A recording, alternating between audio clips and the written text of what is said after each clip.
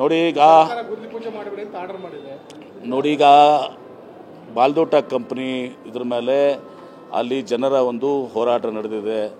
ಆ ಜನರ ಹೋರಾಟ ಅಂದರೆ ಅದು ಪೊಲ್ಯೂಷನ್ ಬರ್ತದೆ ಅದು ಸ್ಟೀಲ್ ಫ್ಯಾಕ್ಟ್ರಿಯಿಂದ ಅಂಥೇಳಿ, ಹೀಗಾಗಿ ಅಲ್ಲಿ ಒಂದು ಪ್ರತಿಭಟನೆ ಆಗಿತ್ತು. ಒಂದು ದಿವಸ ಬಂದನು ಕೂಡ ಇದ್ದರು.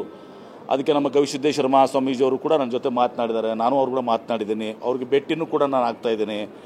ಈ ಫ್ಯಾಕ್ಟ್ರಿ ವಿಚಾರದಲ್ಲಿ ನಾವು ನಿಷ್ಪಕ್ಷಪಾತವಾಗಿ ಇವತ್ತು ಸಹ ಫ್ಯಾಕ್ಟ್ರಿಯಿಂದ ಅಲ್ಲಿ ಏನಾದರೂ ಕೊಪ್ಪಳ ನಗರಕ್ಕೆ ಹಾನಿ ಆಗ್ತದಾ, ಪೊಲ್ಯೂಷನ್ ಆಗ್ತದಾ, ಇದೆಲ್ಲವನ್ನು ನಾವು ಸೈಂಟಿಫಿಕ್ ಆಗಿ ಅದನ್ನೆಲ್ಲವನ್ನು ಸ್ಟಡಿಯನ್ನು ಮಾಡಿಸಿ ಆಮೇಲೆ ನಾನು ಮುಂದಿನ ಕ್ರಮವನ್ನು ನಾವು ಕೈಗೊಳ್ತೀವಿ.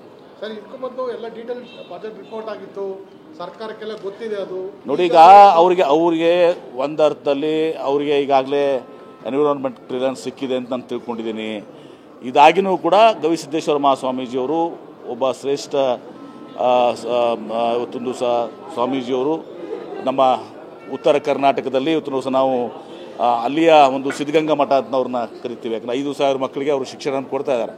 ಅವರು ಆತಂಕ ವ್ಯಕ್ತಪಡಿಸಿದ ಮೇಲೆ, ಜನ ಆತಂಕಪಡಿಸಿದ ಮೇಲೆ ಅದರ ಸಾಧಕ ಬಾಧಕ ಏನಿದ್ದಾವೆ ಆ ಫ್ಯಾಕ್ಟ್ರಿಯಿಂದ ನಿಜವಾಗಿಯೂ ಕೂಡ ಇಲ್ಲಿ ಇವತ್ತು ಅಲ್ಲಿ ಪೊಲ್ಯೂಷನ್ ಆಗುತ್ತಾ ಅನ್ನೋದನ್ನು ನಾವು ಚೆಕ್ ಮಾಡ್ತೀವಿ. ಚೆಕ್ ಮಾಡಿ ಒಂದು ವೇಳೆ ಆ ಫ್ಯಾಕ್ಟ್ರಿಯಿಂದ ಪೊಲ್ಯೂಷನ್ ಆಗ್ತಿದ್ರೆ ಅದು ಆವಾಗ ನಾವು ನಮ್ಮ ನಿಲುವು ಒಂದು ಬೇರೆ ಇರಬೇಕಾಗ್ತದೆ. ಪೊಲ್ಯೂಷನ್ ಆಗದಿದ್ದರೆ, ಆ ಫ್ಯಾಕ್ಟ್ರಿಯಿಂದ ಆಗದಿದ್ದರೆ ಆವಾಗ ನಾವು ಎಲ್ಲ ಹೋರಾಟಗಾರರಿಗೂ ಸ್ವಾಮೀಜಿಯವ್ರಿಗೆ ನಾವು ಅದರ ಬಗ್ಗೆ ಮಾಹಿತಿಯನ್ನು ಕೊಡಬೇಕಾಗ್ತದೆ.